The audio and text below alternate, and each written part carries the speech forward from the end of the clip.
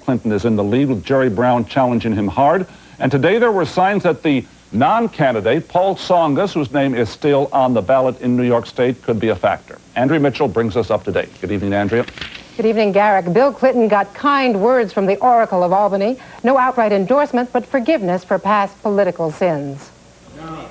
While remaining neutral, Mario Cuomo made it clear that he thinks Clinton is the likely nominee. So I disagree on some issues. I'm sure death penalty is one. There is no illusion there. But as a package, Bill Clinton will make, in my opinion, a superb president. The two men had not met since Clinton was overheard calling Cuomo a son of a bitch who acts like a mafia figure on a tape made secretly by Jennifer Flowers. Has Clinton changed his mind about Cuomo? After what I've seen in the last 2 weeks, every now and then a governor of New York ought to have to be a little mean to survive in this atmosphere. Cuomo had also met with Jerry Brown 10 days ago. Some Cuomo supporters have encouraged people to vote for Paul Tsongas, still on the ballot in New York, as a way of stopping Clinton and opening the way for a Cuomo draft. Tsongas will be endorsed tomorrow by Newsday, the state's third largest newspaper. But today, Cuomo said the convention won't turn to someone else. There will be no brokered conventions. Of course, the overwhelming probability, arithmetically, mathematically, is that there will be a first ballot selection, probably Governor Clinton. An already nasty race turned even nastier today when Jerry Brown lashed out at Clinton for his negative radio ads. Clinton has demonstrated a pattern of deceit increasingly in this campaign. This man I don't know, he's becoming the prince of sleaze. One Clinton ad zeroed in on Brown's personal opposition to abortion, ignoring the fact that he has supported a woman's right to choose. Yesterday afternoon, Clinton defended it. I don't think it's at all misleading. But within hours, he had pulled it off the air. I didn't think that ad, in the way that it was written, made that point as clearly as it ought. I want to be fair even when I disagree. Both Clintons also apologized today for remarks Hillary Clinton made to Vanity Fair magazine, suggesting that the media haven't scrutinized the president's past personal life as closely as her husband's. People were asking me questions at the time, and I responded, but nobody knows better than I the pain that can be caused by even discussing rumors. Clinton and Brown will both make a detour to Washington tomorrow to march with abortion rights activists, a key group among Democratic primary voters. Garrick. Thank you, Andrea Mitchell. Well, President Bush will not address any message of support to tomorrow's marchers in Washington as he has at anti-abortion rallies in the Capitol up till now. In fact, Bush will be basing much of his campaign this year on what he refers to as traditional values, particularly the family. How does his record on that stand up? John Cochran looks at it. George and Barbara Bush raised their family back in the 50s and 60s when TV sitcoms set family standards for the nation. Idealized families in which if father didn't know best, then mom did. And kids had to grapple with problems like grades and prom dates instead of drugs and date rapes. Some of the first family's dialogue reminds you of those innocent 50s sitcoms. I thought maybe you weren't going to be allowed in. 6:30, it's only 6:10. You know your father. A constant theme in the Bush re-election campaign, save a threatened species. Not the whale, but the family. And we're fighting to protect our most basic institution, the American family.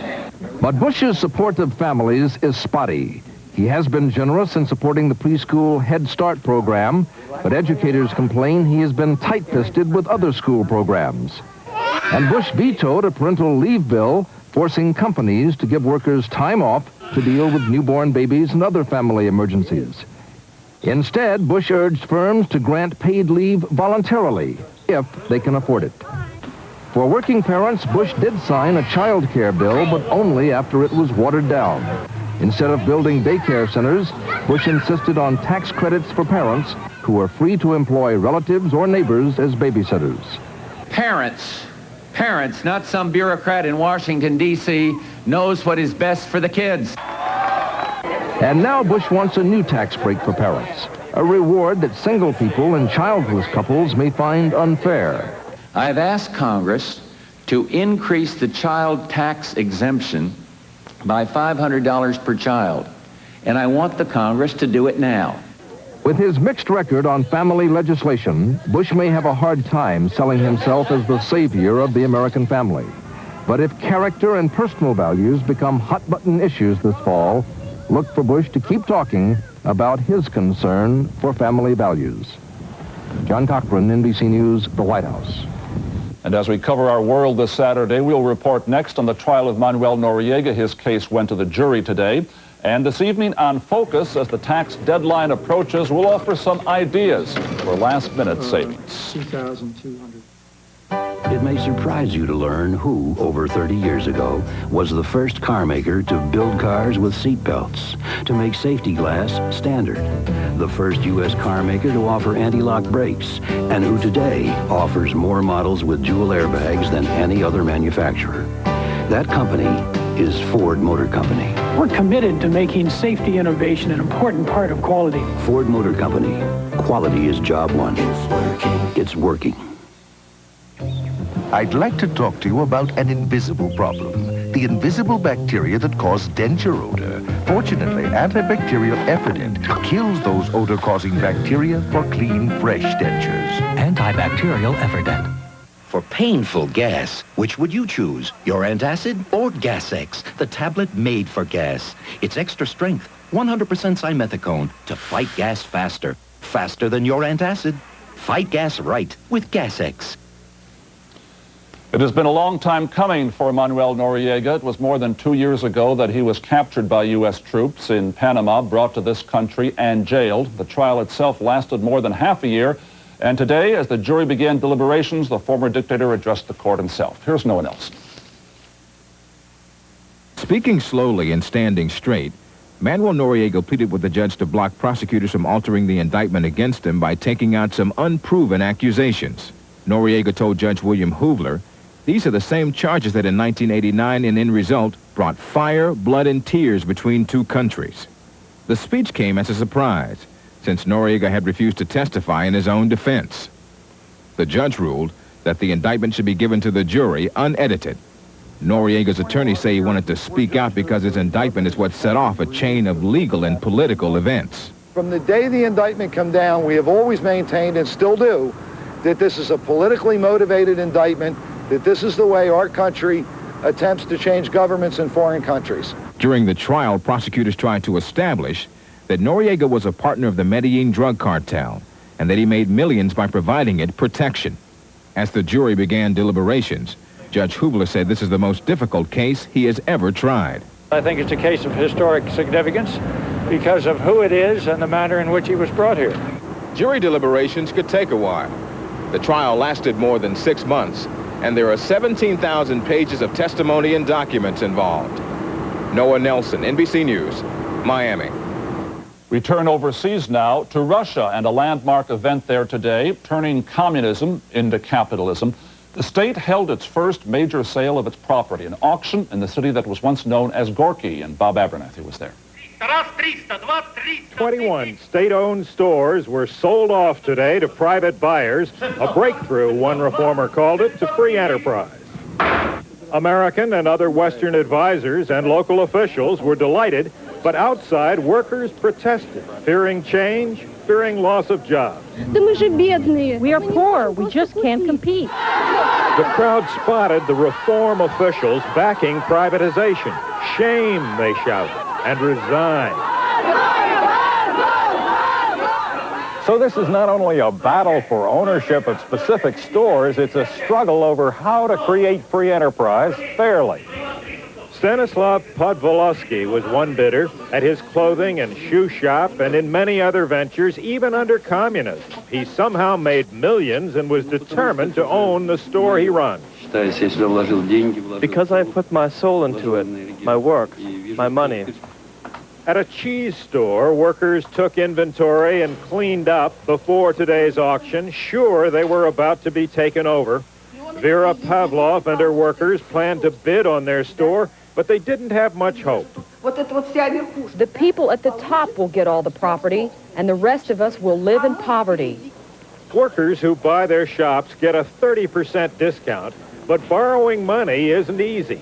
Banks charge 45% interest on loans. When his turn came, Stanislav won 4.5 million rubles, about $45,000 for his store. It's a little bit expensive, but that's okay. Vera wept and prayed as her broker bid for her. Then, surprisingly, she won, again for $4.5 million. She said she could handle that, and then she ran to tell her workers, we bought it, we bought it. The plan here is to sell 2,000 more stores in 6 months. Bob Abernethy, NBC News, Nizhny-Novgorod. What a scene there, and it's just one example of how a particular problem and need is being addressed in Russia. But here is another one, the environment for all of us. In this coming June in Brazil, there's going to be an Earth Summit conference of world leaders. It sounds great, but will it accomplish anything really important? That's now in question. For 5 weeks, negotiators have been meeting here in New York City at the United Nations to work out a broad agreement on how to save forests, transfer technology to poor countries, and how much money the rich nations should spend to help the poor countries deal with their environmental problems. But last night, those negotiations ended with no agreement on the main issues, including money. And with us now is Barbara Bramble of the National Wildlife Federation. You've been attending these long sessions. Are they really now, is the Rio summit in Brazil in jeopardy because of what happened here?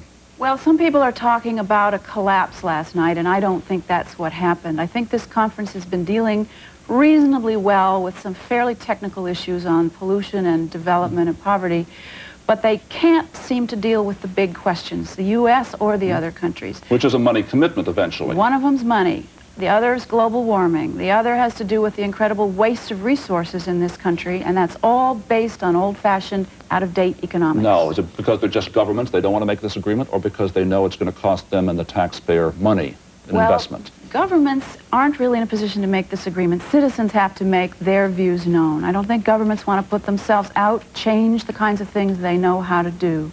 And they're not really willing to look at the new kind of economics, including environmental costs. It comes down not just to the average person, but to the leaders, George Bush. Some questions as to whether he will go to Rio, to the summit. Do you think he will? And what will happen? I think he will, but I don't think that's what counts. Last year, you might recall, he went to the conference to discuss the Treaty on the Rights of the Child. He stuck around for the photo opportunity, but he never signed the agreement. And to this day, the U.S. is the only major country that hasn't signed that treaty. So we're going to see whether the Rio Earth Summit is show or substance. Barbara Bramble, thank you very much for being with us, and we'll be back with more news as we continue in just a moment. Where do you want to be in 30 years? Well, you know, we Cranfords are a feisty lot. My mother just celebrated her 97th birthday. I'm going on a photographic safari to Kenya. I want my grandchildren to see where I grew up. And I never miss bridge with the girls. I believe if you rest, you rust. So let's just make sure that my money keeps up with me. You can get there from here with Shearson Lehman Brothers. Here's coffee. You know, my decaffeinated is darker than yours. And you wake up perkier, and your newspaper's more in-depth. Wait. So... I'll do it again. Here's your brand. My Folgers Crystals, mountain grown. I'm filling. I'm pouring. I'm darker. Okay. Can I have a taste? Sure. Decaffeinated Folgers Crystals, so dark and rich. Shouldn't you switch? You know, your decaffeinated is darker than mine. This plant is in trouble. Maybe so are you. Because what will you do? And how will you do it?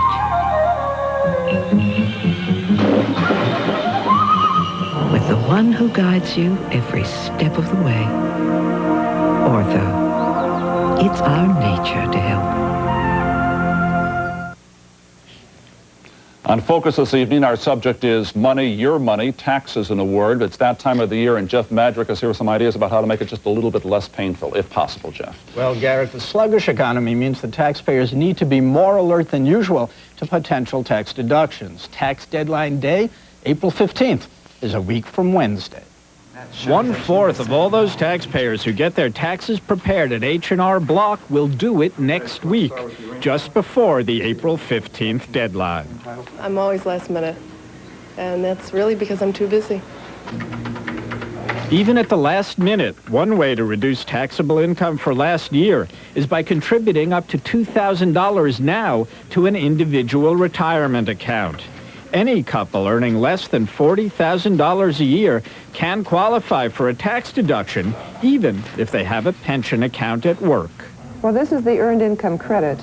Grace Kiwar says a lot of people don't know about the new earned income credit that allows people with income under $21,000 a year who are raising children to get a refund as high as $1,400. Even if they don't have any tax liability, they will get a check for that amount in the mail. For those who lost their jobs last year, there is also a tax benefit that accountants say few take advantage of. Expenses involved in looking for a new job can be deducted from taxable income. Chris Torelli, a former salesman on Wall Street, has saved a few $100s on taxes that way. That includes, train fare to New York City for interviews. Telephone expenses. Telephone expenses, one or two lunches with people that might be able to help. Expenses involved in starting a new business are also deductible. This is basically where you put the, the IRS on notice that you are conducting a business. So that my home expenses. Alan Donenfeld's expenses for his new business included advertising, travel, and a home office. Expenses so large, they wiped out last year's taxes and allowed him to take deductions on income from previous years. It is a surprise. I thought that maybe I just wouldn't pay taxes. As it turns out, I'm actually getting a refund from prior years. There are many other expenses that are deductible in starting a business or looking for a job. Preparing a resume, telephone calls, education, even moving expenses if you must change locations. Receipts for everything is the place to start. And if you have a legitimate expense but not a receipt and it's under $25, you can probably take that. The key to that, though, is make sure that you have something in your diary or your calendar to indicate the business purpose. Well, every accountant says that good record keeping is the key to making sure you get all the deductions coming to you. Garrick? Jeff, at this time of year, everyone here in this country, and rightly so, complains about the heavy tax burden. But in fact, how heavily taxed are we compared to other countries? The truth is we are at the bottom of the industrialized barrel. If you take all the federal, state, and local taxes, income tax, sales tax, and even property taxes, that add them up as a proportion of income, they are the lowest in the industrialized world. A little lower than Japan, a lot lower than some big European countries like Germany. It's still too much. Often we have to fill out that IRS form. Jeff Madrick, thanks for being with us, and we'll be back with more news as we continue.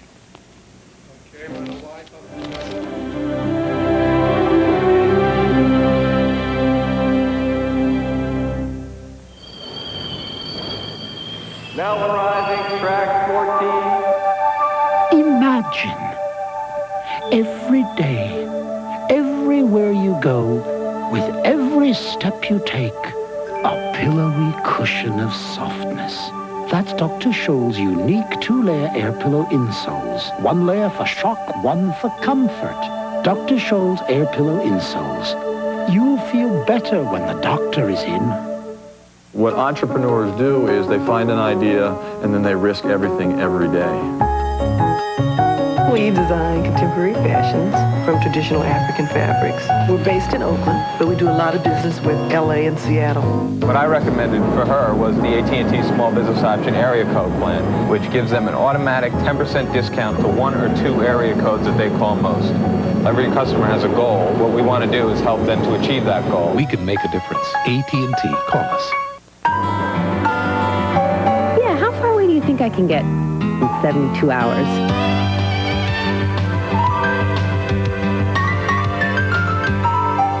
I wouldn't trust my car past the city limits. For the way you travel today more than ever, the smart money is on budget. Now at Budget, get a Lincoln or minivan with unlimited mileage for just $199 per week. The smart money is on budget. The real problem with heartburn isn't putting it out. It's keeping it out. Introducing new Maalox Heartburn Relief Formula. It doesn't just stop the burning. It actually helps keep it from coming back. New Maalox Heartburn Relief Formula. It could start in your office, in your home, over lunch. But now, wherever heartburn starts, this is where it ends. Introducing new Maalox Heartburn Relief Formula. No ordinary antacid works like this one to put out heartburn. Trouble may be coming for Americans still in Libya. The State Department today warned all U.S. citizens there to get out of that country immediately. The warning comes 11 days before a UN deadline for Libya to hand over 2 suspects in the bombing of Pan Am Flight 103. And in a speech seen on Libyan TV today, Muammar Kadhafi rejected the Security Council's demand. He accused the West of starting a new global conflict between Christianity and Islam.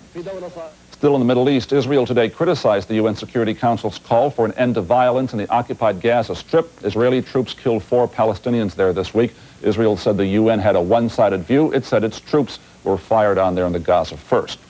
Well, time now to look at some of the stories that made news this past week. In Florida, Teresa Campbell Pearson, born with only the stem of her brain, died. Her parents tried to have her vital organs donated to other babies before death, but the courts blocked that. In the end, none of her organs were used. President Bush announced a $24 billion aid package to the former Soviet Union, the money coming from industrialized nations. But the Bush administration didn't say where the American share would come from. In Paris, Edith Cresson, France's first female prime minister, lost her job after her party lost in elections. Voters there want change, too. In this country, the Supreme Court eased requirements on schools to integrate if their racial mix reflects the one in the community. And the Oscars were handed out. All the big ones went to The Silence of the Lambs, while 72-year-old Jack Palance was pumped up over his award. And in the real-life drama of the underworld, mafia boss John Gotti was convicted on all counts, including murder, and faces a probable life sentence. The Gotti conviction means that the mafia has lost its most powerful head, but that does not necessarily mean that the government has broken the back of organized crime. John Miller, who's covered the Gotti story, tells us what happens now. With the nation's top mob boss facing life in jail, federal authorities believe one of the last visible symbols of organized crime's power has been knocked down.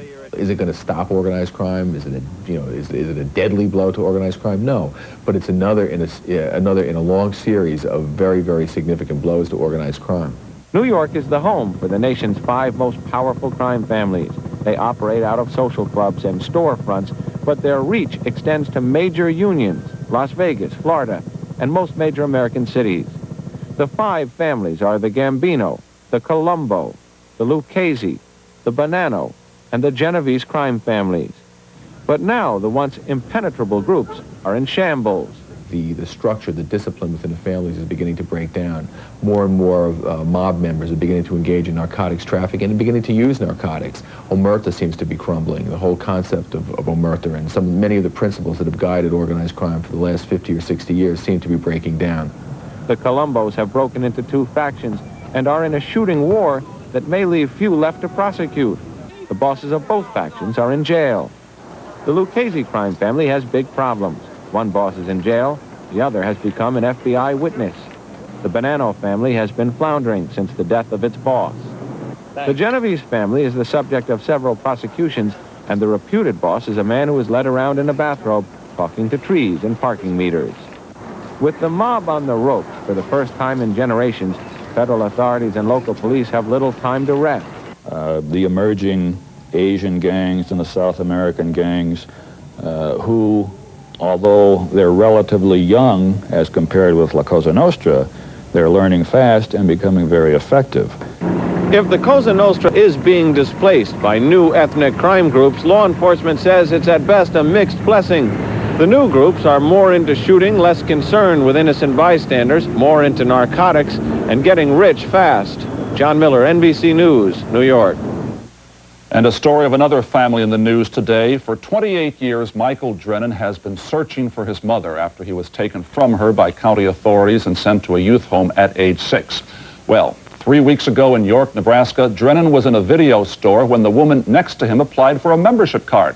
The clerk asked for her name. Shirley Keener, she said. Michael Drennan remembered his mother's maiden name was Shirley Keener, and there she was. And I'll be back with some final thoughts. Sold. Let's say you bought a painting. Let's say Van Gogh's sunflowers. Let's say you used the Discover card. You'd have a little money coming back. Because with the Discover card, every single charge earns an annual cashback bonus. Nice. It pays to discover the card that pays you back. I was tossing and turning. In medical tests, people fell asleep faster and slept better with Unisom than without. Now I'm sleeping and sleeping. Unisom for faster, better sleep. Nighttime, one of the worst times for pain. That's why you need new Ultra Strength Bengay with added power. It's the strongest Bengay ever. Fast relief from muscle aches and minor arthritis pain. With new Ultra Strength Bengay, you can say goodnight to your pain. Everyone has a dream, a vision deep inside. With all the mutual funds out there, I needed an easy way to help me compare them. We make it easier to follow your own lead. With Schwab's free mutual funds performance guide, I can compare track records on over 500 funds. Always there to give you just the help you need. Help yourself at Schwab today. You know, California prunes have a lot of vitamin A. And they say that vitamin A is good for your eyesight. Maybe you haven't had a prune lately. Sweet, delicious California prunes. Find out how good they really are. And finally this evening, if you think our presidential campaign is bizarre and public opinion fickle, we're not alone. Just look at what's happening elsewhere these days. For example, this past week in France, the Socialist Party, which has been in power for 11 years, lost heavily to conservatives in elections. This coming Thursday in Great Britain, the conservatives, who have been in power for 13 years, may well lose to the Socialists, the Labour Party.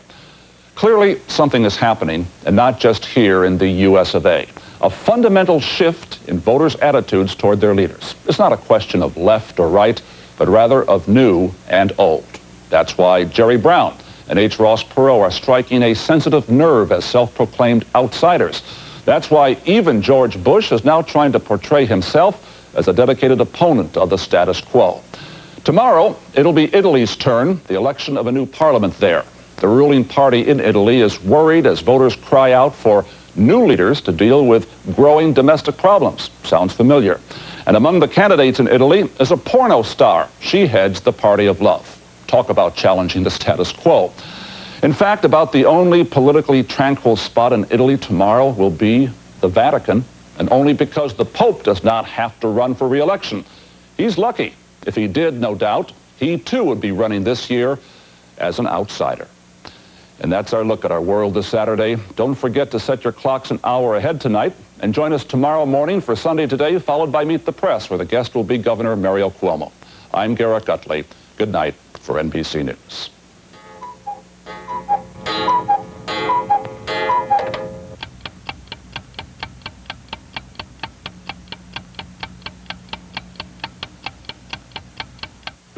He's a cop with a partner created by science. You're the brains and the muscle. I'm the brains and the muscle. So what am I? The one that can get killed. What science couldn't teach her, her partner can. I have to take a shower. Can I wash? No! What if I close my eyes? Man and machine. Sunday at 11:05, only on TV 13. Today, a campaign exclusive. Presidential challengers Bill Clinton and Jerry Brown square off live. Join Bryant Gumbel and Katie Couric for a very special Today Show, Monday. Coming up next from News Center 13, a Davenport woman charged with the stabbing death of her own nephew remains under lock and key tonight. We'll have the latest on the story. Planned Parenthood kicks off a new campaign designed to give credibility to the pro-choice movement. And hundreds gathered today at the Iowa State Fairgrounds to adopt some real Wild West horses. I'll have more coming up in a live report. It has even warmer temperatures on the way, and Rick with all the day's sporting news coming up on the news at 6. Before you choose a body shop, can they handle the insurance claim? And will the work be done at your convenience? If you don't know, you better get Mako. It's funny how things come to you. The other night I suddenly thought, hey, we should make a patty melt at Wendy's. A quarter pound of fresh beef, sauteed onions, special sauce, and 2 slices of melted Swiss on a toasted Kaiser bun, served hot off the grill. A combination that can't be beat. We were going to call it a patty melt. I thought, no, let's call it a